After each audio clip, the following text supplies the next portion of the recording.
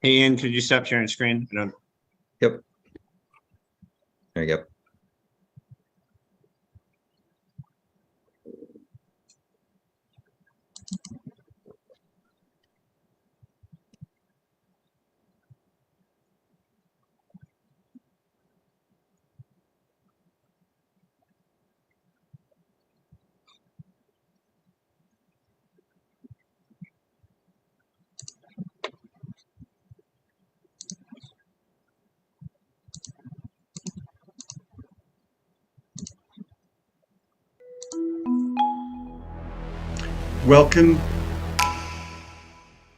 Welcome to ESGX Live, the community for information and education to inspire collaboration and action on all things to do with sustainability. With me in Sydney today, Nigel Lake here, and my co-host Paul Herman, who is somewhere in France, and he will let us know where a little bit later on. We have a really interesting discussion coming up today about the outcomes from COP27, and indeed we will probably touch on COP15, and we will also have our Green Jobs Report. We're joined by Lina Constantinovici and Ian Monroe, who bring different perspectives around what is going on. And I think as we approach this, we're very mindful that there has been lots of, I think, a lot of frustrating things that we've seen happen or not happen, and we're also looking for where are the positives in all of this.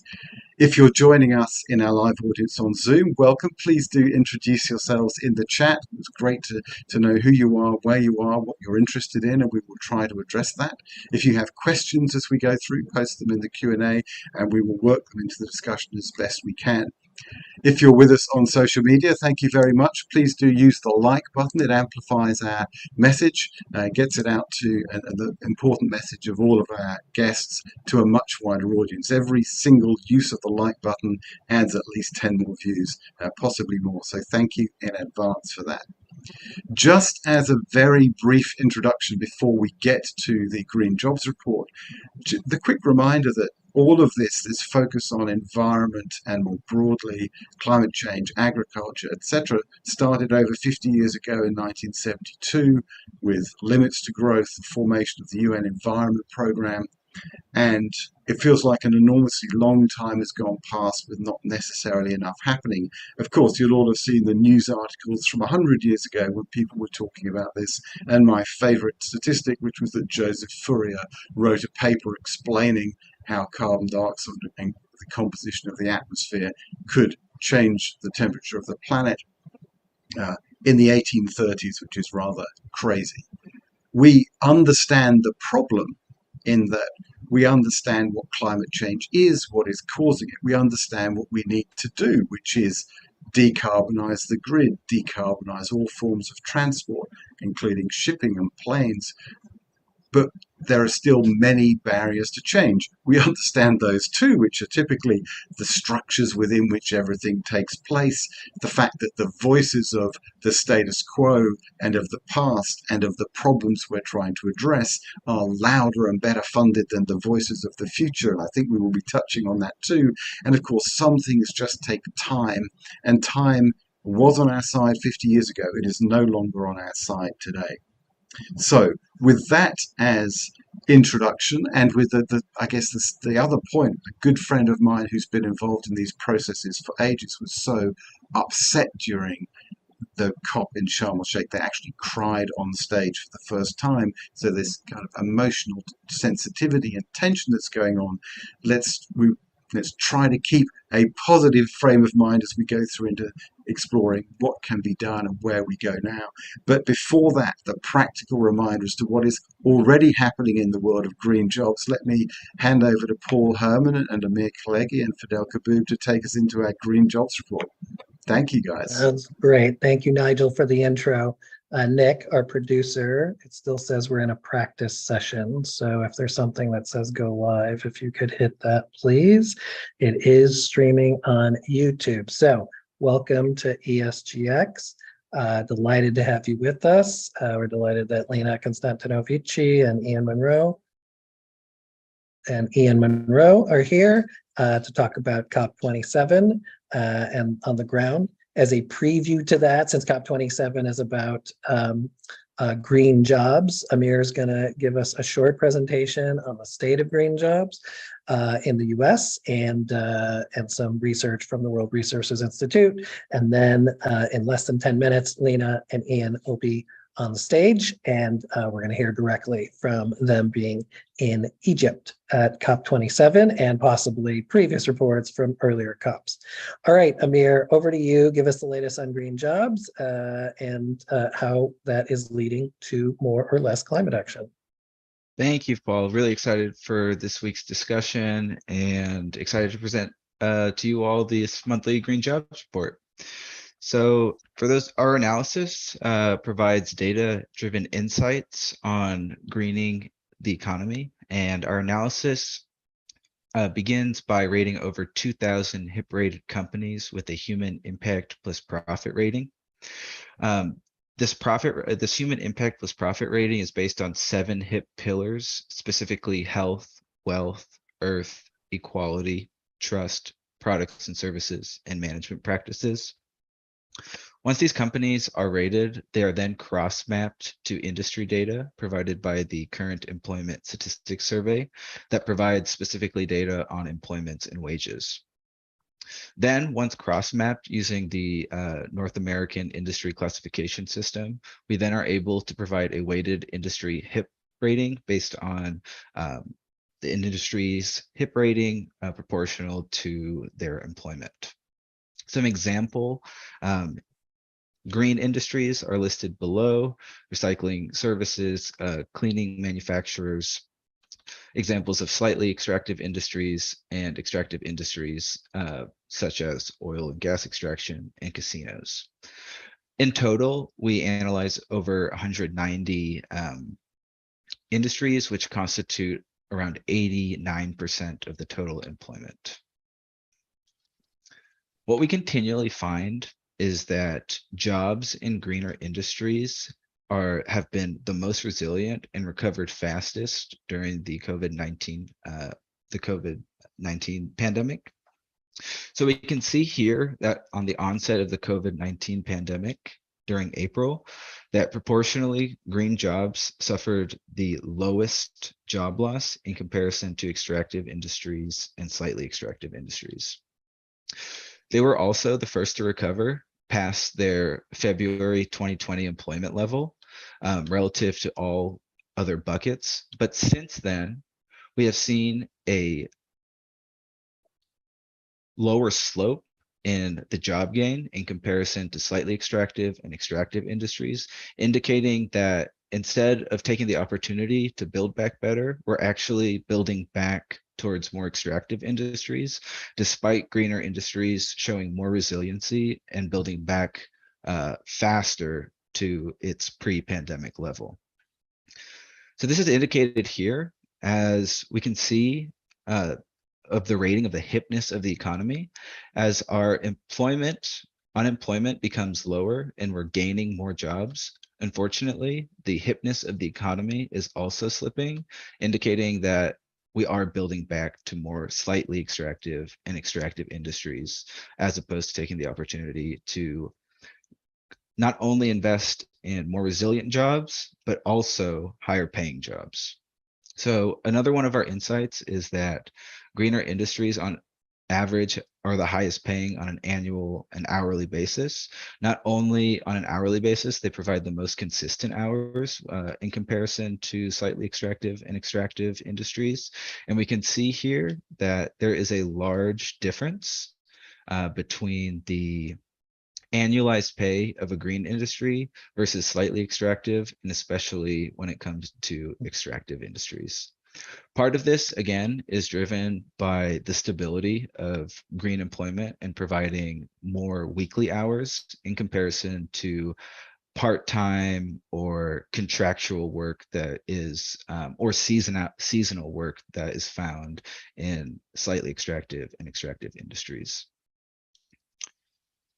Over the past 10 years, we've seen that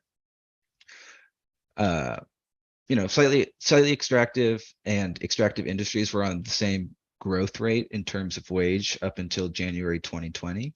But post-pandemic, we saw the highest year over year wage growth in greener industries. And just looking at the wage growth since January 2010, the highest wage growth is seen with 58.5% in green industries, while extractive industry wages have lagged behind with an average of 43.7% growth, hourly growth. But interestingly, as well, one more slide, green jobs are also the most resilient to job loss. Another indication of this is looking at the unemployment by industry greenness. Looking here at the CPS data, a slight difference from the CES data because the CPS data is provided at a household level as opposed to the firm level. But because it's provided at a household level, we actually get the data back faster. Therefore, the most recent numbers for this show that green industries have a 1.5% unemployment rate compared to slightly extractive with 3.7 and extractive industries with a 5.1% unemployment rate. So Paul had mentioned earlier that we had discovered a working paper from October 2021 that was released by the World Resources Institute, and it found many insights and conclusions from their analysis that are aligned with the analysis that we have been providing for over 2 years at this point.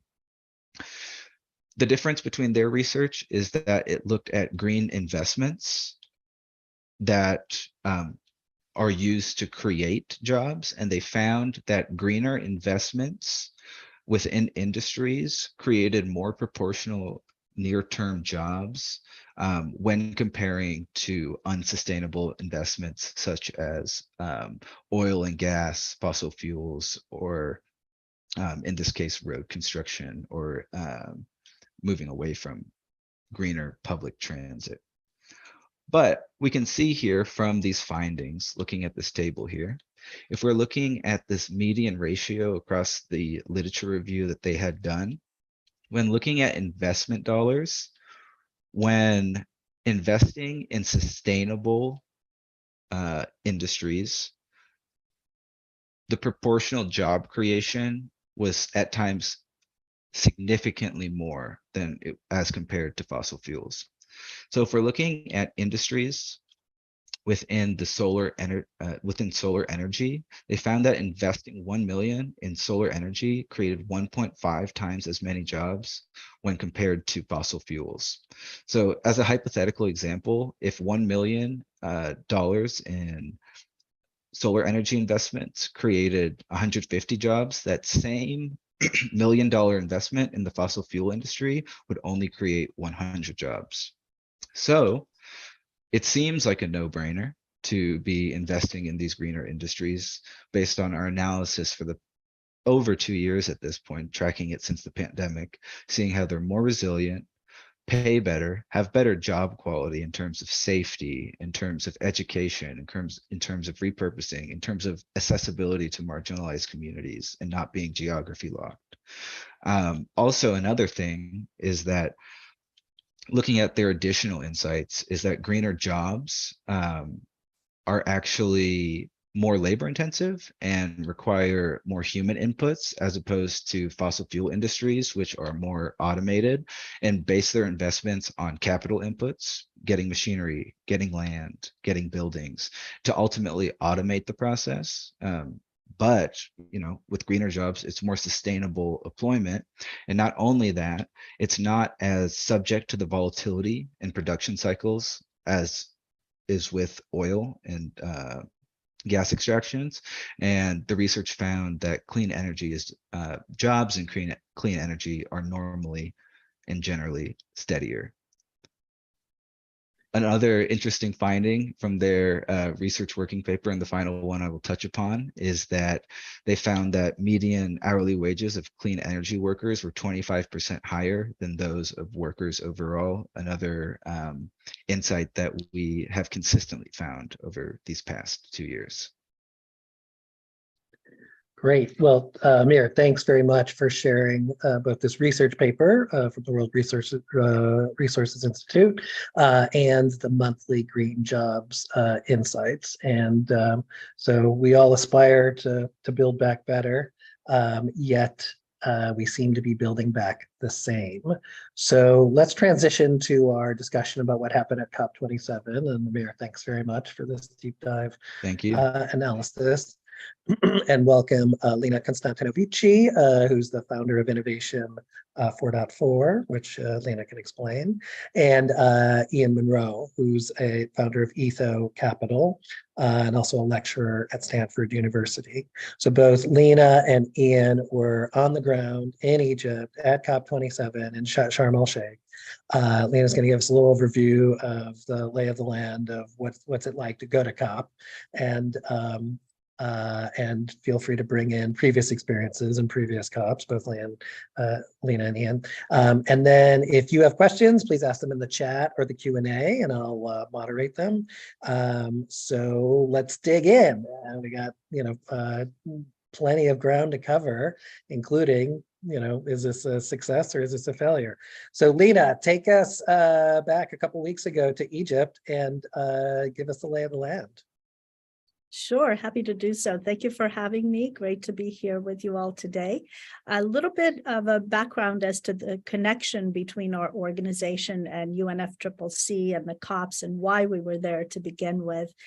Innovation 4.4 has the mission to accelerate the deployment of solutions most relevant to the Paris Agreement and the UN SDGs. So we have had a longstanding relationship with the UN in multiple ways. Last year in Glasgow, we were an official partner to UNFCCC, which meant we were invited to have an innovation exhibit featuring solutions to some of the challenges that were being talked about in the negotiations and beyond. And we had about 70 or 80 ministers of environment come through, regional development banks, and many others. We also are a partner to the United Nations Association, the San Francisco chapter. We were a contributor to the V20 report. And this year was a particularly fruitful COP for us as an organization. We are in the midst of negotiating a partnership, a collaboration with the Africa Adaptation Initiative, which is 54 African countries. And the mission and mandate of the organization is solutions deployment. We also have a collaboration with Kenya, the government of Kenya directly. Just before COP, they announced 8 billion trees, reforestation projects that we are collaborating on. So just to provide a little bit of context as to why we were there to begin with. The way that COP is structured, there is a blue zone, which is the official area where the negotiations happen, and also where the official country pavilions and some private sector pavilions are located. In addition to the blue zone that requires accreditation, i.e. either those who are negotiating, who have negotiator status, or NGOs that are observers, or about 13 categories of participants that are invited into the blue zone. In addition to the blue zone, there's a green zone that's really more for public sector, for the public to engage with COP. It does not require the level of accreditation. The blue zone does. Many NGOs exhibit and provide content and so on various themes related to COP. The new area this year was called the Innovation Zone, and there was a climate action stage with great programming with everyone from Mary Robinson to many other distinguished participants, and a variety of topics from climate to plastics to all sorts of related topics. So that was a new format this year, the Innovation Zone, and I'm guessing it will continue. It was successful by my observation, so it is likely to continue. The main theme this year was loss and damage. Why was this a theme that took up so much attention and priority this year?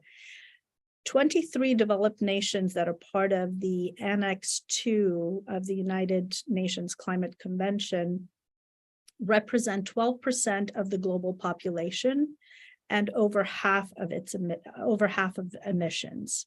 So this is one of the reasons why countries that have not been the key emitters, but are feeling the consequences of emissions from developed countries, have been asking for loss and damage funding to be able to provide solutions for the impacts of climate change.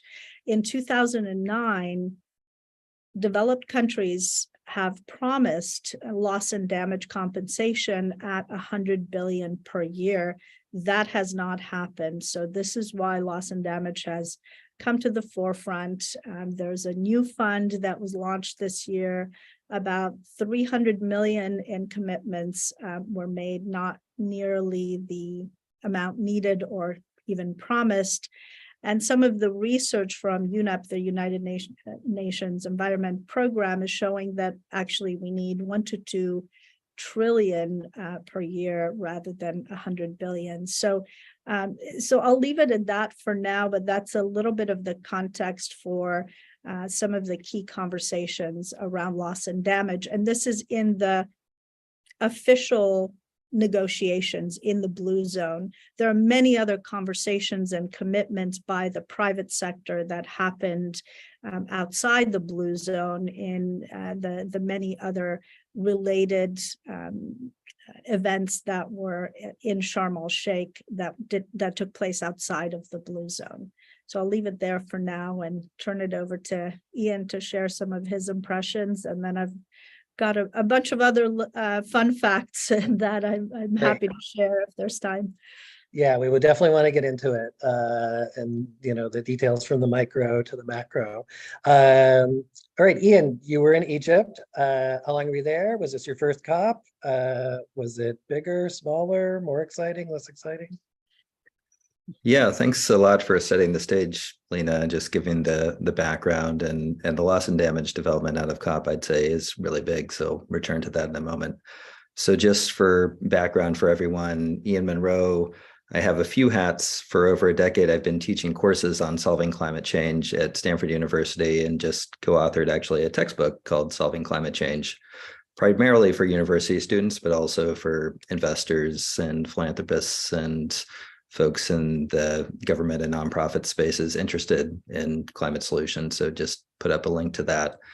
But what brought me to COP was a mix of the academic side and then the climate investing side. So I was officially at COP in the blue zone as part of the Stanford University delegation with the academic hat on. But really what convinced me it was worth the time to come to Egypt was coming out of the Etho Capital side of what I do, which is focused on investing in climate solutions and climate solutions applied to the public equity investing space in particular.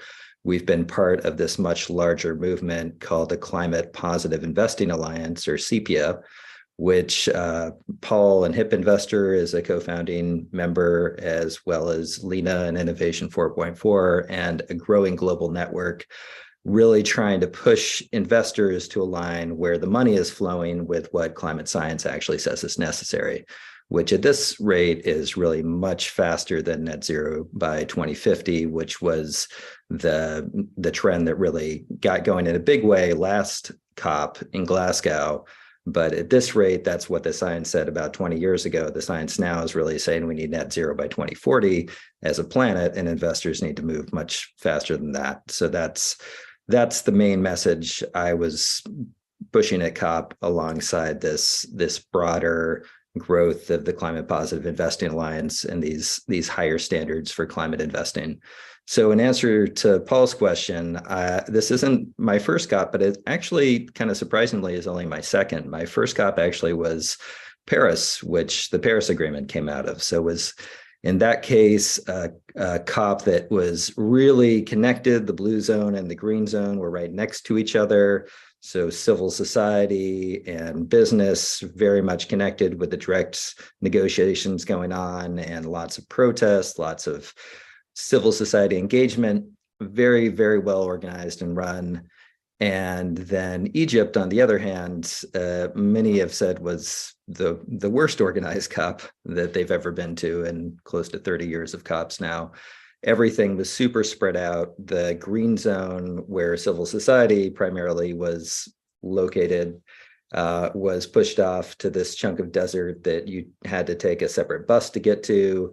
The innovation zone, which officially was open to the public, but even that you had to get accreditation and be approved to be there. That was also far enough away from the main blue zone COP negotiations that you had to take a separate shuttle to get there. So everything was very spread out at this COP relative to what it's been before. And there was a lot of critique of the Egyptian government and its organizing, even Guardian articles and other things published about potentially the official COP app that the Egyptian government put out there being filled with spyware and trying to track people, and definitely a whole lot of massive security, very little in the way of protests, civil society engagement. Sharm el-Sheikh, the Egyptian resort where COP27 took place, even is a walled city where you have to go through checkpoints just to get into the city. And so it kind of, in many ways, was the opposite of my one other COP experience. It was very spread out, very high security, very kind of cut off from civil society and public engagement. And a lot of this was to be expected. And so, frankly, a lot of folks didn't have much in the way of expectations that a lot was going to come out of this COP, which actually makes it that much more remarkable that the loss and damage agreement really did come out of this COP, because that's something that has been pushed for now more than 30 years. And finally, mainly because the US has finally dropped opposition and the EU has really pushed for more loss and damage compensation, there's been this agreement to actually move forward, create a loss and damage fund. It's very much to be determined who's going to put in money, how much is going to be put in, what sort of crazy bureaucratic hoops are going to be put in place that need to be jumped through before any of that money really gets distributed. But it is a great initial start. The thing that still did not happen at this COP, which I think is really going to be one of the big fights, or the big fight moving forward, is still any official recognition that to solve climate change, we need to effectively stop using all fossil fuels, which is what science has been saying for decades now. It's what all the models around climate solutions that the UN puts out say. One way or another, basically all coal, oil, and gas need to go effectively to zero, with carbon removal beyond that to actually solve climate, hit any climate target, whether it's 1.5 degrees or 2 degrees or something better than 1.5 degrees. Yet in the COP official negotiations, still we didn't get any wording saying that we needed to phase out fossil fuels. And that was a big fight, along with the loss and damage that got lost and will continue over into the next COP negotiations. And of course, the next COP will be in Dubai, in the heart of the oil and gas industry. So they're very much at the COP in Egypt already. There was a whole lot of oil and gas influence there. There are even these giant domes sponsored by Saudi Arabia that were literally big green domes, the Saudi green zone, where they were promoting Saudi Arabia's somehow a solution to climate change without any plan to produce less oil and gas as part of their equations. So there certainly was interesting cognitive dissonance and, greenwashing alongside the real progress that happened at COP. But with all that said, there was real progress made at this COP that, at least on the loss and damage front, really exceeded a lot of people's expectations. So I'm happy to dive into the details of the net zero by 2040 stuff and what we're doing more with the Climate Positive Investing Alliance and get into specific vignettes. But with that, I think should turn it into more of a dialogue, get into questions, and I guess I'll hand it back to you, Paul, and whoever in the audience wants to dive in. Great. Well, we have questions, of course. Nigel, is there a question you want to kick it off with? You're on mute.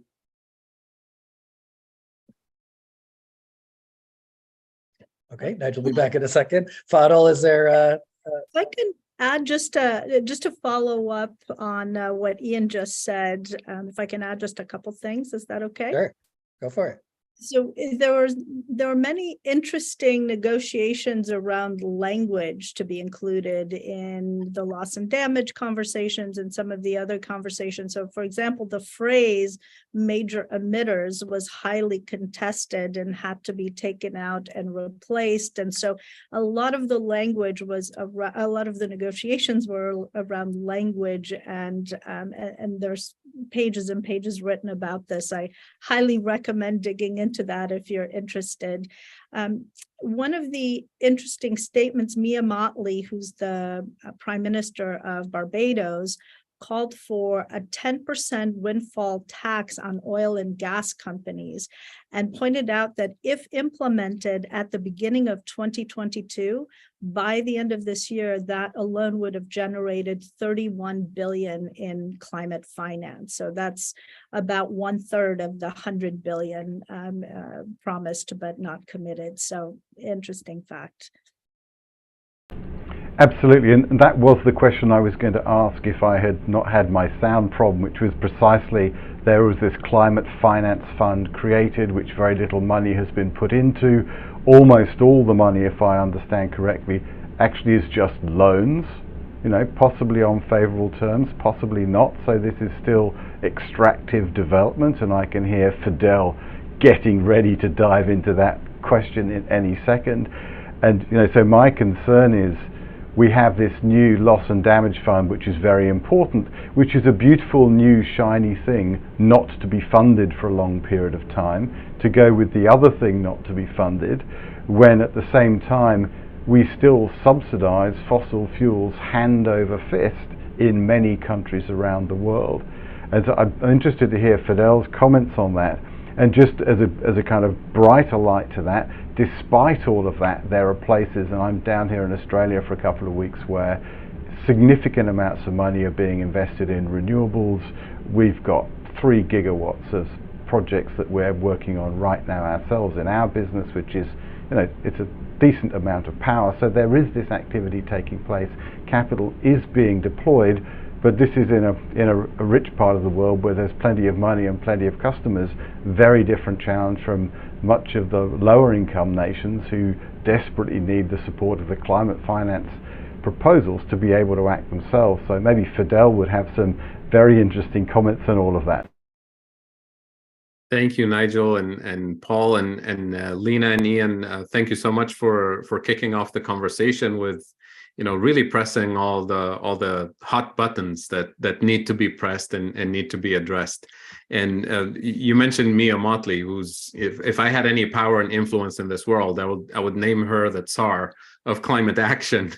But as you know, the most powerful nation at the COP, if it was a nation in terms of representation by delegates, is the fossil fuel industry. Which is a problem, right?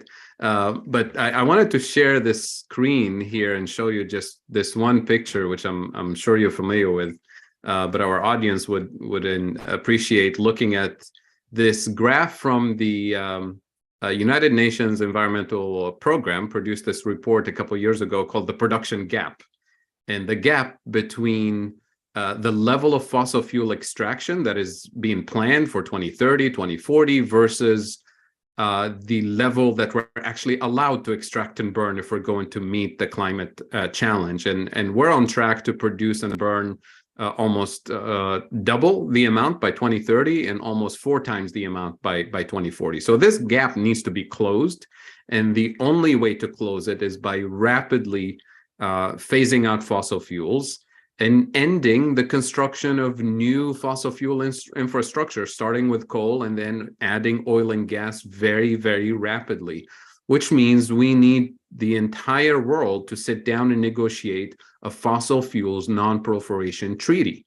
And just like we negotiated the nuclear weapons non-proliferation treaty back in the day. So this is the thing that needs to be front and center in order for us to actually make progress, and then figuring out how do we do this? How do we end fossil fuels with a just transition, not just with empty words, but just transition for workers in the fossil fuel industry around the world, for countries, especially in the global south, that depend heavily on fossil fuel to run their economies, but also depend heavily on fossil fuels to in terms of being major exporters of fossil fuels. So we have to face these challenges. In terms of decarbonizing the global economy, we also have to be very honest about the feasibility, the technical feasibility. So let's say we eliminate all of these potential stranded assets and we move forward with, solar and wind and all the wonderful new technologies that are available to us. The numbers just don't add up in terms of this global obsession with economic growth for its own sake, which means we have to recognize that the global north needs to grow differently and needs to give up the concept of growth as measured by GDP and needs to decouple quality of life from GDP growth. And all of this has been available in terms of research and engagement from the climate action community from the 1960s and 70s, but especially to today. And yet this is something that the global north is not willing to contemplate. And at some point, we have to face that reality. Because if we're going to use the raw materials available on the planet, mostly in the global south, to actually invest heavily in decarbonizing by building renewables, solar and wind and so on, the numbers don't add up, meaning we don't actually have enough to fully decarbonize the global north at the current pace of consumption and consumerism and growth, and to also provide the renewable energy infrastructure needed, say, for the 600 million Africans today who don't have any access to electricity to begin with. So we have to face these issues. And finally, I'll just add one follow-up comment to an agreement with what Lina said earlier in terms of this, the commitment from 2009 to put $100 billion in these funds. And today we have yet another fund that remains empty until we figure out how to fill it. What's so insulting about the history of these commitments and empty promises is the fact that it sounds like a step forward. I'm giving you $100 billion, or I promise to give you 100, and then it turns out I'm only giving you 10 or even less. But what's missing from that equation is the fact that today the global north as a whole, as a block, extracts $2 trillion a year from the global south. So if I promise to give you 100, but I'm taking 2 trillion from you, it's actually insulting. and it's not going to move us in the right direction. So we need to rethink all of these parameters front and center, at the center of the COP agenda, as opposed to cherry picking the agenda items that will produce a nice statement at the end and a little bit of hope, and then going back to square one in terms of nothing actually moving on the rapid pace that is actually needed in the next decade or less to actually put a dent in these problems. And Nigel, you mentioned loans versus grants. I think one of the outcries from less developed nations has been over this allocation of loans versus grants, because they're already drowning in loans. And so structuring this financing as loans is really not helpful to them. So there are many disparities that came to light in these negotiations between how the global north thinks about financing. Also, I think it was Kerry even called for private financing to play a larger role. And so this sort of passing the buck as to who is going to actually put money into these funds was very prevalent in many of these conversations. And I just wanted to highlight someone that Fadel said about the fossil fuel industry being the largest country, if it were a country. In 2021 in Glasgow, there were 503 oil and gas lobbyists at COP. This year, there were, 636.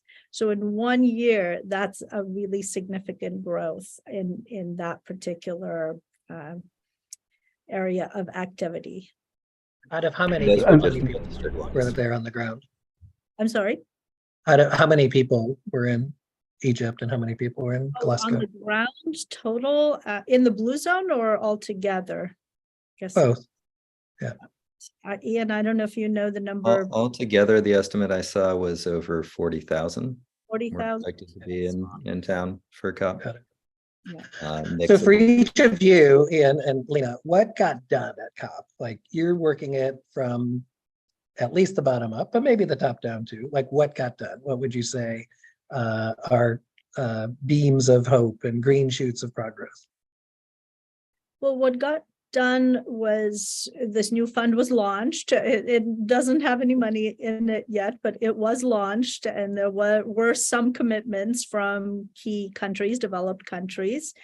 So that's one thing. And then regarding Article 6 and a global carbon market, there was some progress made there, and trading is expected by 2024 through this new global carbon markets mechanism. So there were some further progress on 6.4, 6.8 without going into too much detail and getting too technical.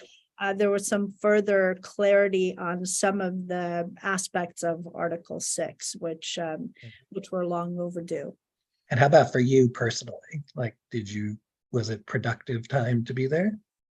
Very productive, in spite of some of the logistical challenges and stories that you may have heard about how difficult it was on the ground, spread out, as Ian mentioned, and difficult in many other ways. It was incredibly productive for us with this collaboration with the Africa Adaptation Initiative, furthering our collaboration with Kenya. I personally spoke on 3 panels, 2 in the innovation zone at the climate action stage on plastics. One was with Carbon Tracker and the Nature Conservancy. And so a lot of attention on plastics, not necessarily in the blue zone, but in the innovation zone, which was great to see. And that's a big part of our work. And then the third panel I did was with a wonderful organization called Leaders on Purpose. And it was a panel on the future of green jobs. And so that was, again, very much related topics. So it was very productive. We have a lot of new partnerships that have come out of it, collaborations, and new projects to work on as a result. So we are already planning for next year, and hopefully we'll have as productive of a year next year as we did this year. Great. Yeah, sounds amazing. So glad that the venue could provide that chance to advance these positive initiatives. Ian, how about for you? How was it? And you're going to help us with a visual. Yeah, I'll help you with a visual as I'm talking here. So this is just popping up what, in our view, is the most credible current climate solution model in terms of how fast things have to decarbonize. And you'll notice that oil, coal, and gas really have to go to zero. And then we need to be into net climate positive territory, aka carbon negative territory, where we're actually drawing out of the atmosphere more emissions than we're putting into the atmosphere. And that has to happen very quickly. Really, by close to 2050, we actually have to be close to net zero fossil fuels, and we have to be net zero in terms of emissions by 2040 as a planet at the latest to have a better than 50% chance of holding warming below 1.5 degrees. And it's important to note that 1.5 degrees warming is still a much worse world than we're already in terms of the climate impacts we're already experiencing. And as those of you who know me already know, my family here in California has been in the middle of one of these big wildfires. And for our community, in many ways, it's too late. We've already had our family, a couple dozen family members, hundreds of community members lose their homes overnight. And we're already seeing toxic air from wildfires all around the world, as well as crazy floods and all these other climate impacts, heat waves, killing more than actually anything else right now.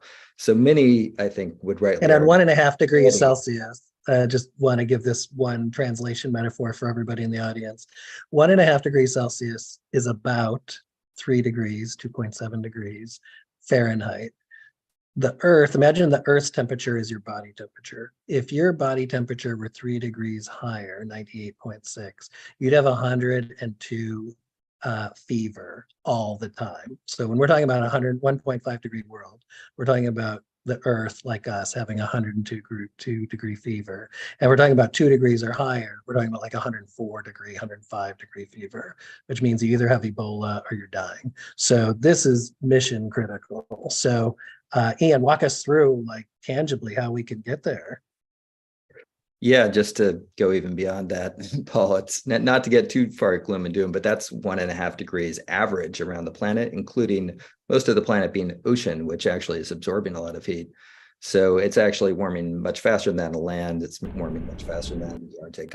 Already many places past that one. Australia, I think, has just had a year where we're like 1.47 centigrade of warming is what we've effectively lived this year. And Australia, of course, massive wildfires and then massive floods recently as well. So also experiencing extremes in both directions. So long story short, 1.5 degrees warming is not a target, it's a limit. And we're really trying to get warming down to effectively pre-industrial levels of zero warming, which requires about 280 parts per million CO2 in the atmosphere. And so that's the goal, right? Is we need to not just get to net zero, get beyond net zero to net climate positive, where we're moving more emissions and we're putting up in the atmosphere. And as that pollution is drawn down, eventually getting back to the healthy, stable climate that humans and every other species evolved with. So let's start by setting the targets in the right places. And that's where the Climate Positive Investing Alliance comes in, is we're trying to, at least from an investor perspective, set the targets where the science says it's necessary, align it with the most up-to-date climate models that say, as a planet, net zero by 2040, which really means investors need to move much faster than that to get portfolios beyond net zero to net climate positive before 2040. So for the Alliance, investors are signing on to 2035 at the very latest as a climate positive target, but most are going well beyond that. And again, fossil fuels just can't be part of the equation. So fossil fuel divestment is a requirement for everybody signing on to the Alliance, as well as overall upholding UN Sustainable Development Goals, Indigenous rights, diversity, equity, inclusion principles. And it's really just aligning with, again, what science says is necessary. And this is, for more on the Alliance, this is really for us what got done at COP27 was bringing together a global community to push targets for investors where they need to be, and then also support each other in doing the full climate accounting math, which includes scope 1, scope 2, and really essentially also scope 3 climate accounting that's looking not just at what directly is going on at a company's facilities that you're invested in, for example, but also what goes on in their supply chain and how the products and services they put out into the world actually also impact climate change, either for better or for worse. For example, scope 3 climate accounting makes an oil company's climate footprint look a lot worse, as it should be, because all of a sudden you then include all the climate footprint for the oil, gas, coal, any other fossil fuels a fossil fuel company is producing, which is kind of crazy. But the current status quo on climate accounting around investing and around company footprinting doesn't include any of the climate impacts related to the products and services companies put out there. So for your fossil fuel companies in the world right now, your Exxon, Chevrons, Saudi Aramcos, et cetera, all the climate pollution connected to the fuels they produce right now by default is not included in the climate footprint of those companies, which I think most of us would agree is crazy. So that scope 3 climate accounting, it's like it's like using renewable energy to make nuclear bombs and obliterating the world and feeling like you've done a green good job. Yeah, and that's probably, nuclear winter is not the way we want to solve climate change, is another side note to all this. So I do want to point out that the SEC, the U.S. Securities and Exchange Commission, now has a new marketing rule for investment funds, and that came out at the beginning of November. And so for some of what you list here, Ian, there's mandatory disclosure for any fund calling itself ESG, environmental social governance, that they're going to have to report their greenhouse gases on the existing holdings. And so the good news is that there's that forced transparency coming soon. We're doing that with the HIP strategies and the HIP fossil-free portfolios. But there's a gap. One of the gaps is the reporting of companies. Well, it's increasing with CDP, the Carbon Disclosure Project, in Scope 1 and Scope 2. The Scope 3 that you're talking about, the carbon that comes out of the back of the car that lives for 100 years as carbon molecules, still there's not like defined enough science or frameworks. So, and Lina, you're working with this on the BVC Fund, and Ian, you're working on this with the Etho Capital Climate Leadership Index and ETF. So are there any mechanisms that have emerged to demand or force this transparency to then get the performance, to have this accountability?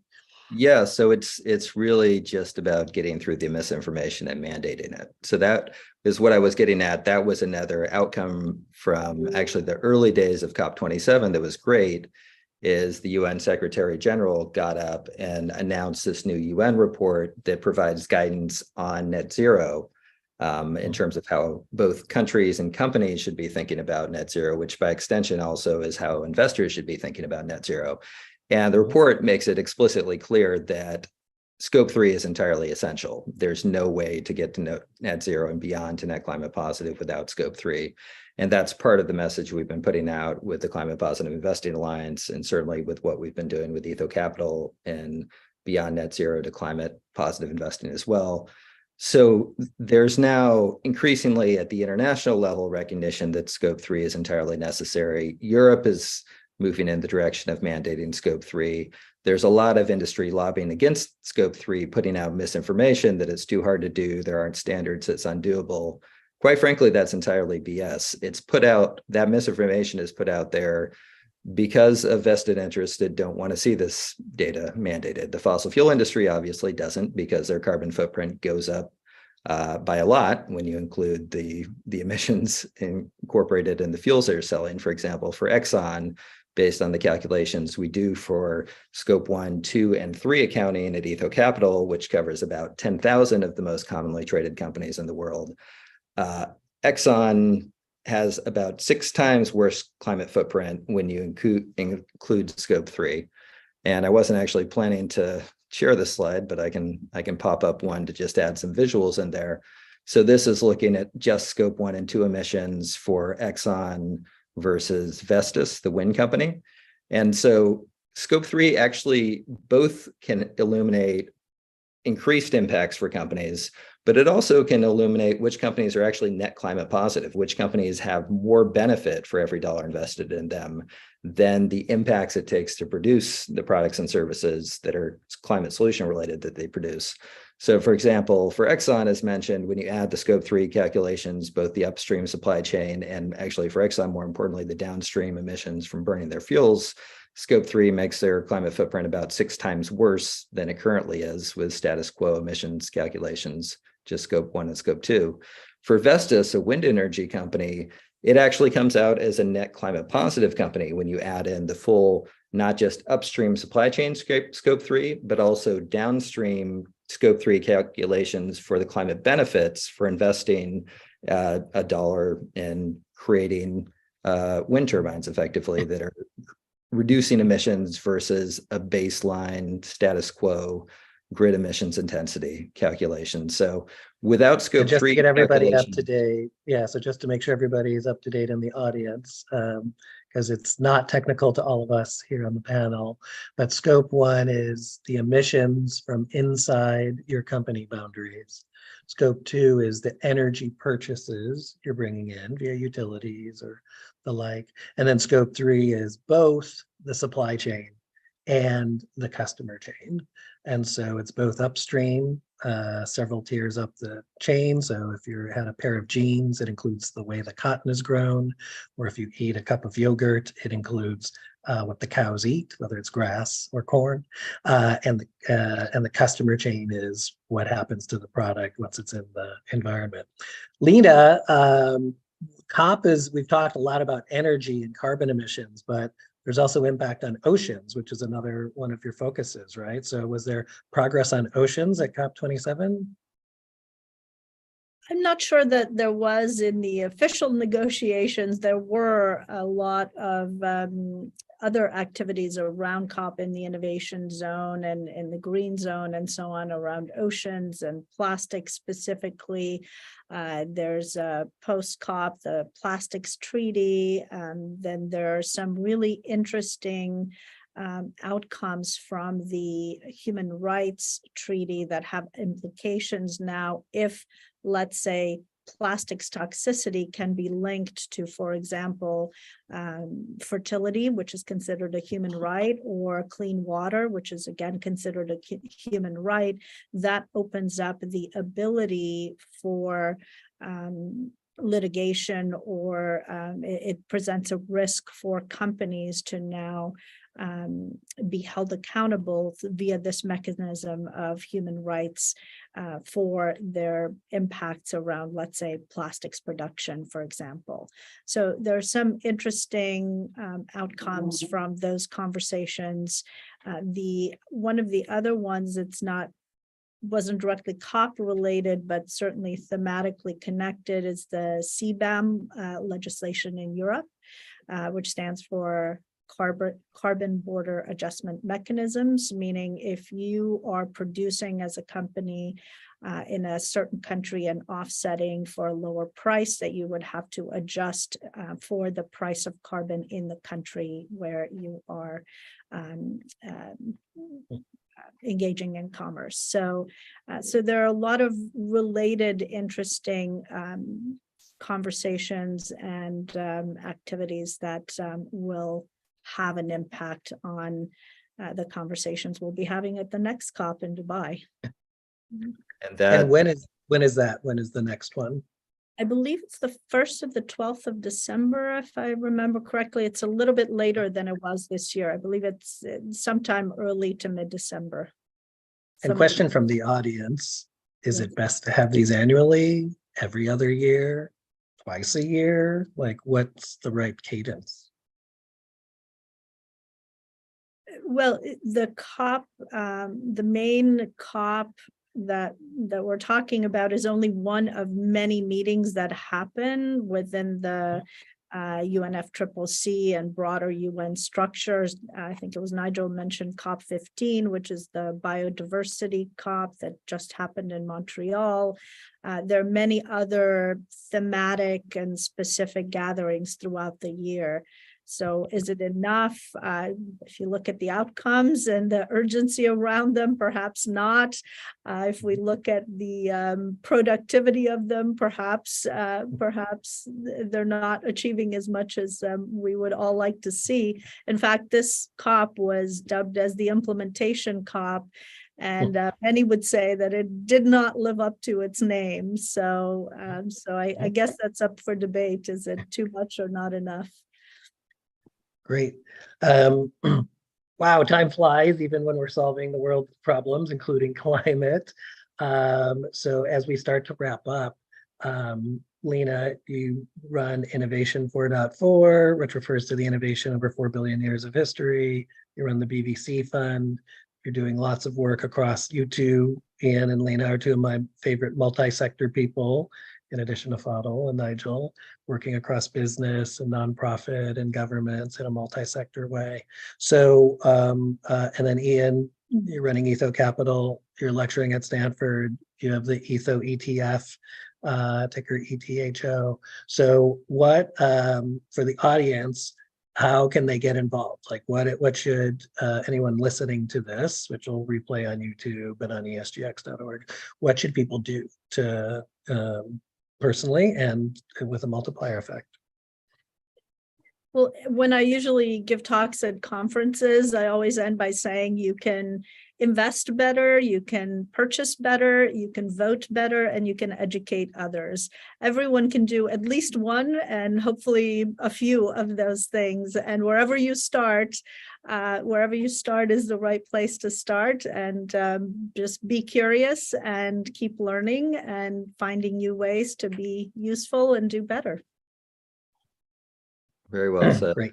And I'll just chime in how one way to invest better, and I'll give a shameless plug to Paul and what HIP Investor is doing as well, is check out what HIP is up to. And for what we're doing with the public equity side of climate solution investing, ethocapital.com has a lot more info on how individuals can get to climate positive investments. And more broadly, for anybody, not just even in the investing community, but really trying to help move money out of climate problems into solutions at the pace that the science says is necessary and in line with the full climate accounting, including scope 3 analysis that also the science says is necessary, while upholding other important issues like UN Sustainable Development Goals, Indigenous rights, and we did a lot of work with Indigenous leaders at COP27, and diversity, equity, inclusion, and justice principles. Check out what we're doing with the Climate Positive Investing Alliance. It's just positiveclimate.org, and it's open both to institutions, including not just investors, but we have a lot of nonprofit partners, including ones doing sustainable ocean work, like the Sustainable Oceans Alliance, Intentional Endowments Network, One Earth, which spun out of DiCaprio Foundation, and a number of other great nonprofits that are really realizing that they need to support this bigger push of money out of problems into solutions. And we're hoping that the next COP, even though it's going to be in the heart of the oil industry, we can advance a lot on the dialogue of really funding this loss and damage fund, hopefully extending it to everyone who's suffering from climate change already, as well as climate solutions, and funding that with defunding the fossil fuel industry at the same time, because I think there is really a synergy between loss and damage and all the funding necessary to pay for the problems that are already being suffered can actually come from the fossil fuel industry. And there's more or less the amount of money that we need to transition to a fully decarbonized world is pretty close to the amount that we're currently spending on fossil fuels right now, not just through subsidies, but just how much we're spending on oil and gas and coal every year. So it's very doable. It's really just about getting beyond the vested interests, getting beyond the misinformation, working together, those of us who are really trying to do it. And whether or not having a COP every year is necessary, I'm still on the fence, because honestly, getting folks from all over the world to get on planes, burn a bunch of carbon to go to a given location and talk about solving climate change, there's certainly a lot of problems and hypocrisy with that. And that's part of the reason I've only done 2 COPs in my lifetime, despite being in climate solutions my entire life.